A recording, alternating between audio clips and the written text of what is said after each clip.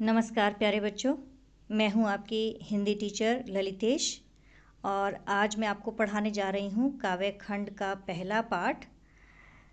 क्षितिज की पुस्तक में काव्य खंड का पहला पाठ है कबीर जी द्वारा लिखित साखियाँ और सबद। साखियाँ और सबद की व्याख्या करने से पहले मैं कबीर जी के विषय में आपको कुछ जानकारी देना चाहती हूँ, उनके जीवन के बारे में बताना चाह रही हूँ कि कबीर जी का जन्म और मृत्यु इसके विषय में बहुत से विद्वानों के अपने अलग अलग मत रहे हैं और ऐसा कहा जाता है कि 1398 में काशी में उनका जन्म हुआ था और 1518 में मगहर के में जो है उनका देहांत हो गया था। कबीर जी की एक सबसे बड़ी खासियत ये रही है कि उन्होंने कहीं से भी कोई शिक्षा प्राप्त नहीं की थी। केवल एक घुमकड़ी किस्म के होने के कारण जगह जगह जो है वो सत्संग करते थे, घूमते रहते थे और अपने अनुभवों के आधार पर ही उन्होंने ज्ञान प्राप्त किया और हमेशा से एक निर्गुण स्वरूप को उन्होंने माना है। ईश्वर के निर्गुण स्वरूप का मतलब होता है निराकार स्वरूप, जो दिखाई न दे। कबीर जी का मानना था कि ईश्वर जो है हमारे भीतर समाये हुआ है, वो हर कण कण में समाया है कि ईश्वर को ढूंढने के लिए कहीं बाहरी आडंबरों की आवश्यकता नहीं होती, कहीं पर घूमने फिरने की ज़रूरत नहीं होती, मंदिरों मस्जिदों में जाने की आवश्यकता नहीं होती। उसे केवल हम अपने मन में ही ढूंढ सकते हैं। तो अपने भक्तिकालीन युग के जो कबीर जी हैं, उन्होंने अपने निर्गुण संत परंपरा को कायम रखा और उनके जो जीवन में जो लिखी गई रचनाएं थी वो थी कबीर ग्रंथावली। और कबीर ग्रंथ में उन्होंने अपनी रचनाओं का संग्रह प्रमाणिक रूप से जो दिया है वो है बीजक।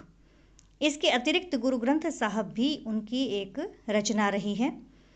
कबीर जी ने यहाँ पर जो साखियाँ लिखी हैं, साखियों का अर्थ बच्चों मैं आपको सबसे पहले बताना चाहूँगी कि साखी का अर्थ होता है साक्षी। साक्षी मतलब साक्षी, यानी कि अक्ष कहते हैं आँखों को, कि आँखों के सहित जो चीज़ अनुभव की जाती है, आँखों के सहित जो देखा जाता है वो है साक्षी। अर्थात कबीर जी की भाषा में वह है साखी। जो भी उन्होंने अपने आसपास देखा, जो भी उन्होंने महसूस किया, जो अनुभव किया, उसी के आधार पर उन्होंने ये साखियाँ और सबद लिखे हैं। तो सबसे पहले साखियों के अंदर जहाँ पर कबीर जी ने एक और प्रेम का गुणगान किया है, वहीं दूसरी तरफ उन्होंने आदर्श संत के लक्षणों के बारे में भी बताया है। उनके अनुसार जो है एक आदर्श संत वही होता है जो कि धर्म, जाति, ऊंच नीच, छुआछूत इन पर विश्वास नहीं करता। उन्होंने ज्ञान को ही सर्वश्रेष्ठ माना है। उनके अनुसार ज्ञान से बढ़कर और कुछ भी नहीं होता। अपनी रचनाओं में कबीर जी ने कहा है कि कोई भी व्यक्ति जाति या काम के अनुसार छोटा बड़ा नहीं होता, बल्कि अपने ज्ञान से ही छोटा बड़ा होता है। उन्होंने अपनी साखियों में उस समय के समाज में फैले हुए अंधविश्वास और अन्य कई कुरीतियों का खंडन किया है, उनका खुलकर विरोध किया है। तो आज हम कबीर जी की यही साखियों के विषय में पढ़ेंगे कि कबीर जी ने अपनी साखियों में क्या कहा है। तो बच्चों, सबसे पहले साखी में जो उन्होंने लिखा है वो लिखा है एक आत्मा रूपी व्यक्ति के बारे में। मतलब हर व्यक्ति के अंदर एक आत्मा है, हर प्राणी, हर जीव में एक आत्मा निहित है और ये आत्मा जो है कहाँ खेल खेलती है, किस प्रकार से जो है वो आगे बढ़ती है, क्या क्या चीज़ें वो महसूस करती है, कहाँ उसे आनंद का अनुभव आता है, उसी के विषय में यहाँ पर कबीर जी ने कहा है। अपनी पहली साखी में वो लिखते हैं कबीर जी कि इस दोहे में वो कहते हैं कि मुक्ति का मार्ग जो है वो हमें केवल प्रभु भक्ति से ही मिल सकता है, कि उसी में ही परम आनंद की प्राप्ति होती है। तो इसीलिए उन्होंने क्या कहा है कि मान सरोवर सुभर जल। मान सरोवर का मतलब है कि मन रूपी सरोवर। मन रूपी जो सरोवर है वो सुभर जल, सुभर का अर्थ होता है अच्छी तरह से भरा हुआ है। किससे भरा हुआ है? वो भरा हुआ है आनंद रूपी जल से, यानी ईश्वर के आनंद रूपी जल से यह मन रूपी सरोवर पूरी तरह से भरा हुआ है। हंसा केली कला कराही। हंसा का अर्थ यहाँ पर है कि मन, हंस रूपी आत्मा, जो हमारी आत्मा है वो कहाँ विचरण करती है? हमारे शरीर में विचरण करती है। और इस मन जो है वो हमारे एक सरोवर की तरह माना गया है। तो ये मन रूपी सरोवर के अंदर जो है वो हंस रूपी आत्मा जो है वो क्या कर रही है? केली कराही, केली का मतलब होता है खेल, खेलना, ठीक है, कराही मतलब कर रही है, कि मन रूपी सरोवर जो है वो पूरी तरह से ईश्वर के आनंद रूपी जल से भरा हुआ है। हंसा केली कराहे, जिसमें कि हंस रूपी आत्मा खेल कर रही है, खेल रही है। हंस रूपी आत्मा उसमें जो है उस आनंद में डुबकियां ले रही है। मुक्ता फल मुक्ता चुगे, मुक्ता फल कहते हैं मोती रूपी फल। मुक्ता अर्थ क्या हुआ? मुक्त रूप से। एक तरफ से मुक्ता फल क्या है? मोती रूपी फल, और मुक्ता का अर्थ यहाँ पर है मुक्त रूप से, कि मुक्ता फल मुक्ता चुगे, कि मोती रूपी फल जो है वो मुक्त रूप से चुग रहा है। अब उड़ी अनत न जाही, और अब इस स्थान में उसे इतना आनंद आ रहा है कि इस जगह से उड़कर अनत न जाही, अनत का मतलब होता है दूसरी जगह पर, कि दूसरी जगह पर उड़कर नहीं जाना चाहता। एक बार फिर से इसको सुनेंगे कि मन रूपी सरोवर जो है वो पूरी तरह से जल से भरा हुआ है, ईश्वर के आनंद रूपी जल से भरा हुआ है, जिसमें कि आत्मा रूपी हंस खेल खेल रहा है। मुक्ता फल मुक्ता चुगे, और यह आत्मा रूपी हंस जो है मुक्त होकर यानी स्वतंत्र होकर मुक्ति रूपी फल को, मोती रूपी फल को जो है वो चुग रहा है। और अब उड़ी अनत ना जाही, और इस खेल में उसे इतना आनंद आ रहा है कि इस स्थान को वो छोड़कर कहीं अन्यत्र नहीं जाना चाहता, किसी दूसरे स्थान पर नहीं जाना चाहता। कहने का अर्थ क्या है कि अगर मनुष्य भी जो है खुद को ईश्वर की भक्ति में लीन कर लेना चाहता है तो उसे किस में आनंद आता है? ईश्वर के परम मोक्ष में वो आनंद प्राप्त करने लग जाता है। फिर उसका ध्यान कहीं और नहीं भटकता। प्रभु की भक्ति में जो मिलने वाला आनंद है वो उसे कहीं और नहीं मिल सकता। वह उसे प्रभु की भक्ति में ही मन मग्न होकर वो जो है रहना चाहता है। उस मार्ग को छोड़कर वो कहीं और नहीं जाना चाहता जब उसे इसमें आनंद आने लगता है। तो आत्मा को किसमें आनंद आ रहा है? परमात्मा रूपी जल के भीतर जो है खेल खेलने में आनंद आ रहा है। अब दूसरे उसमें दोहे में वो क्या कह रहे हैं? प्रेमी ढूंढत मैं फिरो, प्रेमी मिले ना कोई। अब क्या कहते हैं यहाँ पर कि दूसरी जो साखी है उसमें संत कबीर जी ने एक संसार में सच्चे भक्तों की कमी के बारे में बताया कि जो व्यक्ति प्रभु की सच्ची भक्ति करते हैं ना, वो कभी भी जात पात के विषय में ना सोचकर केवल ये सोचते रहते हैं कि कब उसे अपने मन का जो है प्रेमी मिल जाएगा, जिसके साथ जो है वो अपने सुख दुख को बांट पाएंगे, जिसके साथ वो खेल पाएंगे।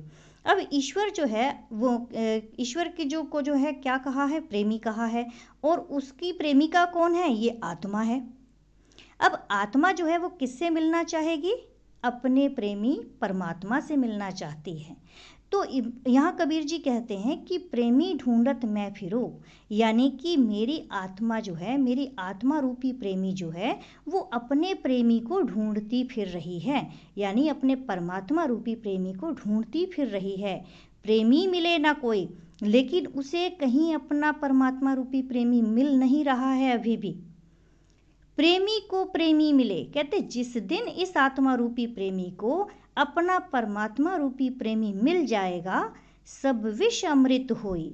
उस दिन ये भीतर की जितने भी विष है, यानी शरीर के अंदर, आत्मा के अंदर जहाँ कहीं भी विष है, वो विष किस में परिवर्तित हो जाएगा? अमृत में परिवर्तित हो जाएगा। तो इसलिए ईश्वर के लिए जो है वो क्या कहते हैं कि ये जो है उनका प्रेमी है, और आत्मा, मेरी आत्मा रूपी प्रेमी जो है उसे ढूंढती फिर रही है। जिस दिन मेरे आत्मा रूपी प्रेमी को परमात्मा रूपी प्रेमी मिल जाएगा, उस दिन सारा विष जो है अमृत में बदल जाएगा, अमृत में परिवर्तित हो जाएगा। अब अगला जो दोहा है वो ये कहते हैं, हस्ती चढ़िए ज्ञान को सहज दुलीचा डारी। हस्ती चढ़िए। अब इस पंक्तियों में ना, इस साखी में कबीर जी ने क्या प्रस्तुत किया है कि संसार जो है वो हमेशा क्या करता है, दूसरों के ना किसी भी काम में निंदा करता चला जाता है। यानी कि समाज का, संसार का काम क्या होता है, दूसरों के कामों में दखल देना, दूसरों के जो अच्छा भी कर रहा होगा उसके बारे में भी जो है वो बेकार की बातें करते रहते हैं, व्यर्थ की इधर उधर की बातें करते हैं और उन्हें काम करने नहीं दिया जाता। तो यहाँ पर जो है कबीर जी ने क्या कहा है, कबीर जी ने कहा है उनके अनुसार क्या है कि ये संसार जो होता है वो ना कुत्ते की भांति होता है। जैसे कुत्ता व्यर्थ में भौंकता रहता है ना, और एक हाथी जो है वो मस्त चाल अपनी फिर भी चलता रहता है। तो ठीक उसी तरह जो है कबीर जी ने क्या कहा है कि हस्ती चढ़िए ज्ञान को, कि व्यक्ति को जो है अपने ज्ञान रूपी हाथी पर चढ़कर सहज दुलीचा डारी, उस पर जो है सहज का, अब यहाँ हस्ती कहते हैं हाथी को, हस्ती किसको कहा गया है, हाथी को, और सहज का अर्थ होता है सहजता पूर्वक साधना रूपी, दुलीचा, दुलीचा का अर्थ होता है एक छोटा सा गलीचा, गलीचा समझते हैं, गलीचा होता है एक छोटा सा कारपेट, कालीन टाइप में जिसको आप कहते हैं। तो जैसे आसन हम मंदिर में बिछाकर बैठ जाते हैं, या हाथियों के ऊपर भी आपने एक छोटा सा आसन बिछा हुआ देखा होगा, गलीचा डाला हुआ देखा होगा। तो कवि जो हैं संत कबीर जी वो ये कहते हैं कि मनुष्य को क्या करना चाहिए, हाथी रूपी ज्ञान पर चढ़कर, हाथी रूपी ज्ञान पर चढ़कर उस पर जो है क्या करना चाहिए, एक अपने साधना रूपी गलीचा डालकर आराम से बैठ जाना चाहिए। उसके ऊपर क्या करना चाहिए, अपने साधना का जो है दुलीचा डालकर, गलीचा डालकर बैठ जाना चाहिए। स्वान रूप संसार है, भूकन दे झक मारे। कहते कि ये संसार तो स्वान रूप है, स्वान कहते हैं कुत्ते को, कि ये जो संसार है ये तो कुत्ते की भांति जो है केवल भौंकना जानता है, कि वो भौंकते भौंकते जो है वो एक दिन क्या होता है, जब गली में अगर हाथी कोई गुजर रहा होगा तो गली के जो कुत्ते होते हैं वो क्या करते हैं, भौंकने लग जाते हैं। लेकिन क्या हाथी के ऊपर उसका असर होता है, नहीं होता, कोई प्रभाव नहीं पड़ता, हाथी फिर भी अपने मस्त चाल में चलता रहता है। तो कवि ने क्या कहा है, संत कबीर जी ने, कि ये जो संसार है ये तो कुत्ता है, ये तो व्यर्थ में ही भौंकता रहता है, और वो व्यर्थ में जो भौंकने की जो है परवाह हाथी कभी नहीं करता। तो उसके लिए क्या करना चाहिए कि भूकन दे झक मारे। कहते हैं कि भौंक भौंक कर वो जो है अपने आप ही अपना वक्त बर्बाद कर रहा है, और आखिरकार में वो जो है भौंक कर चुप हो जाएगा। तो इसलिए कभी भी व्यक्ति को समाज की बातों की परवाह किए बिना निरंतर भक्ति के मार्ग पर चलते रहना चाहिए। कबीर जी के अनुसार जो है, जब भी आप कोई ऐसा काम करेंगे जो साधारण मनुष्य के लिए कठिन हो या फिर सबसे अलग हो, तो आपके आस पड़ोस के या समाज के लोग जो है ना आपको ऐसी वैसी बातें कहेंगे जिससे कि आपका मनोबल गिर जाए, जिससे कि आप जो है कमज़ोर पड़ जाएं। इसलिए कवि चाहते हैं कि हम इन बातों को अनसुना करके अपना आत्मविश्वास, अपना मनोबल ऊंचा करके केवल अपने कर्म को करते रहना चाहिए, अपने कर्म पर ही ध्यान देना चाहिए। तो ये था कि तीसरा उनका दोहा। अब अगला दोहा जो है उसमें क्या कहते हैं संत कबीर जी, पखा पखी के कारणे सब जग रहा भुलान। पखा पखी का अर्थ समझते हैं आप, कि बच्चों पखा पखी का अर्थ होता है, पखा मतलब पक्ष, पखी विपक्ष, कि पखा पखी यानी पक्ष विपक्ष के कारणे का मतलब के कारण, कि पक्ष विपक्ष के कारण सब जग रहा भुलान, कि ये सारा जग जो है वो क्या भूल गया है, अपना कर्तव्य करना भूल गया है, कि वो क्या करता रहता है, एक दूसरे से तुलना की भावना को जो है रखता है अपने मन में। यानी कवि के अनुसार मतलब द्वेष भावना जो है एक दूसरे के प्रति व्यक्ति के मन में रहता है, कि भी ये मेरे पक्ष का व्यक्ति है तो इसके लिए मैं इसका साथ दूं, ये मेरे पक्ष का है, ये विपक्ष का है तो मुझे इसका बुरा करना चाहिए। तो इस पक्ष और विपक्ष के कारण ही व्यक्ति जो है अपना कर्तव्य करना भूल जाता है। सब जग रहा भुलान, जग मतलब संसार, ये सारा का संसार जो है ना ईश्वर रूपी भक्ति को करना भूल गया है। ईश्वर की, प्रभु की भक्ति, मोक्ष का जो मार्ग है, एकमात्र जो उसका रास्ता है पहुंचने का, वो करना भूल गया है। तो इसके लिए क्या है, निरपक होई के हरि भजे, कवि कहता है कि जो निरपक्ष होई के यानी निष्पक्ष होके हरि भजे, हरि को भजता है, ईश्वर को भजता है, सोई संत सुजान, वही सच्चा संत कहलाता है। उनके अनुसार क्या है कि भी हमें जो है एक दूसरे की तुलना की भावना को त्याग देना चाहिए। कवि के अनुसार बिना किसी द्वेष भाव के निष्पक्ष होकर हमें प्रभु की भक्ति का मार्ग अपनाना चाहिए, क्योंकि वही हमारी मोक्ष की प्राप्ति का एकमात्र मार्ग होता है। जो लोग एक दूसरे को जाति, धर्म, काम और धन के आधार पर छोटा बड़ा सोचते हैं, वे लोग क्या करते हैं, सच्चे मन से प्रभु की भक्ति नहीं कर पाते, उन्हें मोक्ष की प्राप्ति कभी नहीं हो पाती। और इसीलिए जो है हमें इन भेदभावों से ऊपर उठकर निष्पक्ष मन से जो है भगवान की भक्ति करनी होगी, तभी जो है हमारा कल्याण हो सकता है। तो इसीलिए कवि ने क्या कहा है कि पक्ष विपक्ष के कारण से ये सारा जग जो है ईश्वर के एकमात्र मोक्ष के मार्ग को प्राप्त करना भूल गया है। तो जो व्यक्ति निष्पक्ष होकर हरि को भजता है वही सच्चा संत कहलाता है। सुजान का अर्थ होता है ज्ञानी या संत या सज्जन, वही एक सच्चा ज्ञानी कहलाता है। अब हम अगले चलते हैं। 5वां जो हमारा दोहा है उसमें संत कबीर जी कहते हैं कि हिंदू मुआ राम कही, मुसलमान खुदाई। अब हिंदू मुसलमान के आप झगड़े पहले से ही सुनते आ रहे हैं। यहाँ आज भी हमारे बहुत सारे ऐसे जो हैं आपने बातें सुनी होंगी, मीडिया पर भी बातें सुनते हैं कि हिंदुओं ने ऐसा किया, मुसलमानों ने ऐसा किया। तो ये आज की कहानी नहीं है। हिंदू जो है वो राम राम कहता मर जाता है और मुसलमान जो है अपने खुदा को याद करता मर जाता है।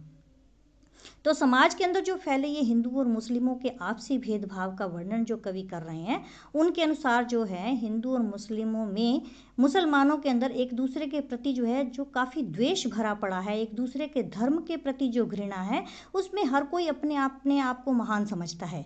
हिंदू राम को महान समझते हैं जबकि मुसलमान खुदा को महान समझते हैं, मगर दोनों ही राम और खुदा का नाम लेकर भी अपने ईश्वर को प्राप्त नहीं कर सकते। उनका कहने का अर्थ है कि हिंदू तो राम राम कहता मर जाता है और मुसलमान खुदा खुदा करते मर जाता है। कहे कबीर सो जीवता, कबीर जी कहते हैं कि केवल वही एक जीवित है, असलियत में वास्तविकता में वही एक जीवित व्यक्ति कहलाता है जो दूहों के निकट ही ना जाए, जो दोनों के निकट नहीं जाता। दूहों का मतलब होता है दोनों, जो दोनों के निकट नहीं जाता जो है वही व्यक्ति क्या कहलाता है, असल में एक जीवित व्यक्ति कहलाता है। कि संत कबीर जी हमें ये उपदेश दे रहे हैं कि हिंदू मुस्लिम जो हैं वो दोनों एक ही हैं, राम और खुदा ये भी दोनों ईश्वर के ही रूप हैं। इसलिए आपसी भेदभाव को छोड़कर सर्वश्रेष्ठ ईश्वर की भक्ति में ही हमें लीन हो जाना चाहिए, तभी हम मोक्ष को प्राप्त कर पाएंगे। क्योंकि अगर हम केवल मरने के बाद जो कहते हैं ना कि राम को प्यारा हो गया, मुस्लिम कहते हैं कि खुदा को प्यारा हो गया, अब मरने के बाद किसको क्या पता कि वो राम के पास गए हैं कि खुदा के पास गए हैं। रास्ता तो एक ही है, भगवान तो एक ही है। तो ईश्वर को जो मानने का तरीका है वो क्या है, निष्पक्ष होकर हिंदू मुस्लिम का भेदभाव त्याग कर केवल हमें परमात्मा का ही नाम लेना चाहिए। भले ही उसके नाम अलग अलग हैं लेकिन ईश्वर एक है। अगला वो कहते हैं कि काबा फिरी काशी भया, राम ही भया रहीम। अब कबीर जी यहाँ पर कहते हैं काबा जो होता है, काबा कहते हैं मुसलमानों के पवित्र स्थान को, और काशी होता है हिंदुओं का। काशी मतलब काशी, काशी आपने सुना वाराणसी में, तो काशी जो है वो हिंदुओं का पवित्र स्थान माना जाता है। तो काबा फिरी काशी भया, राम ही भया रहीम। तो यहाँ पर कबीर जी क्या कहते हैं कि अच्छा भले ही आप जो है काबा में घूम लो, भले ही आप काशी में घूम लो। काबा में मतलब चाहे आप मुसलमानों के पवित्र स्थल पर घूम लें, चाहे आप काशी चले जाएं। अब राम ही भया रहीम, चाहे आप राम को भज लें, चाहे आप रहीम का भजन कर लें। दोनों ही बातें क्या हैं, दोनों का ही अर्थ एक समान है। कैसे कि मोट चून मैदा भया, बैठी कबीरा जी, मोट चून मैदा भया। यहाँ पर मोट का मतलब होता है मोटा और चून का मतलब होता है आटा। जैसे मोटा आटा होता है उसको पीस लिया जाए अगर बारीक तो वो मैदा बन जाता है। तो जिस प्रकार से मोटे आटे को बारीक पीसकर मैदा बना लिया जाता है, और लेकिन दोनों ही जो हैं चीज़ें दोनों ही दशा में वो दो चीज़ें जो हैं वो खाने के प्रयोग में ही लाई जाती हैं, उसी प्रकार दोनों ही अर्थों में हमें किसके दर्शन होते हैं? ईश्वर के ही दर्शन होते हैं। बैठी कबीरा जीम कि हे कबीर तू बैठकर बस जीम ले, यानी कि आटा हो या मैदा हो दोनों ही खाने योग्य हैं। उसी प्रकार राम हो या रहीम हो और काबा हो या काशी हो, दोनों ही रास्ते किसका मार्ग दिखाते हैं? ईश्वर की भक्ति का ही मार्ग दिखाते हैं, ईश्वर की ओर ही जाते हैं। तो इसलिए मनुष्य को इन दो रूपों को अलग अलग न मानकर क्या मानना चाहिए? एक ही मानना चाहिए, क्योंकि मस्जिद हो या मंदिर हो वो एक समान ही पवित्र स्थल हैं, जिनमें की जो है ईश्वर का वास रहता है। तो ये है छठा आपका दोहा। अगला है, ऊंचे कुल का जन्मिया जे करनी उच्च न होई, सुबरन कलश सुरा भरा साधु निंदा सोई। अब यहाँ पर कबीर जी क्या कहते हैं कि ऊंचे कुल का जन्मिया, कि कोई व्यक्ति अगर ऊंचे कुल में जन्म लेता है, ठीक है, जे करनी उच्च न हुई, कि ऊंचे कुल में जन्म तो ले लिया उसने, लेकिन करनी उसकी यानी उसके कर्म जो है वो ऊंचे नहीं हैं। कर्म उसने जो है बहुत ही नीच कर्म कर रखे हैं, उच्च कर्म नहीं किए हैं। तो उस उच्च कर्म के न होने पर जो है वो व्यक्ति कैसा हो जाता है? सुबरन कलश सुरा भरा साधु निंदा सोई, कि जैसे अगर सोने के मटके में, सोने के कलश के अंदर, सुबरन कहते हैं सोने का, कलश मतलब होता है कलश, और सुरा का अर्थ होता है शराब, कि जैसे सोने की कलश में अगर शराब भरी गई है तो साधु निंदा सोई, तो वह साधुओं के द्वारा निंदनीय ही होती है, कि सोने का बना होने पर भी उसका कोई महत्व नहीं होता। वह ठीक कैसी होती है कि बड़े कुल में पैदा होने के बाद भी अगर कोई व्यक्ति बुरे कर्म करे, दूसरों के परोपकार से जुड़े हुए महान काम ना करे, तो वह बड़ा कहलाने के लायक नहीं होता, वह केवल निंदा करने के ही लायक होता है, वह निंदा करने के ही योग्य होता है।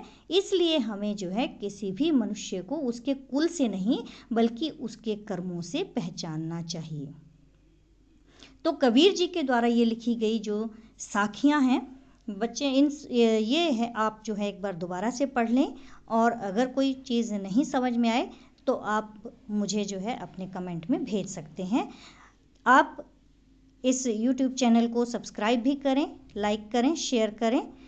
किसी को किसी प्रकार की इनमें परेशानी हो या शब्दों के अर्थ समझ ना आ रहे हों तो आप मुझे जो है बता सकते हैं। धन्यवाद। मैं जब भी कभी कोई दूसरी वीडियो डालूंगी तो आप तक वो पहुंच जाएगी, तो इसलिए सब्सक्राइब करना ना भूलें।